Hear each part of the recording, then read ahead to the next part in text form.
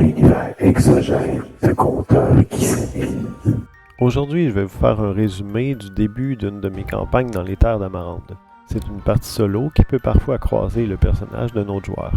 Le joueur de cette partie joue un nain de la famille Guimani. C'est une famille de criminels endurcis qui font la loi dans une grande ville de la frontière qui se nomme Gogo. Son personnage, Oscar Guimani, est un des membres qui, comme tout le monde dans sa famille, obéit au parrain, un vieux nain bourru qui terrorise tout le monde dans sa ville de Brut.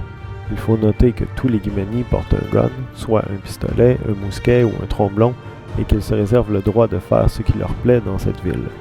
Le parrain a donc envoyé Oscar discuter avec un de ses amis, un certain ancien pirate du nom de Jack le Courteux, car celui-ci disait avoir besoin d'aide. En fait, son fils avait été capturé et il avait reçu une demande de rançon très élevée pour le récupérer. Comme de fait, il ne voulait pas payer et a envoyé la famille Guimani récupérer son fils contre une promesse d'une forte somme. Oscar a donc réuni un équipage de 4 mercenaires et de 2 bleus de sa famille. Parmi les mercenaires, il y avait un rongerin sniper très propre et poli, une alchimiste femme lézard méticuleuse et un félin spadassin avec un trouble de déficit d'attention. Ils sont embarqués dans le plus rapide aéronef de la famille et se sont envolés pour le lieu de rendez-vous avant le moment prévu pour remettre une soi-disant rançon. En préparant le lieu, qui était proche d'une forêt et d'une rivière, ils ont prévu une embuscade. Lorsque les kidnappeurs sont arrivés, Oscar leur a remis un gros coffre très lourd et quand ils l'ont ouvert, Oscar et ses agents ont fait feu.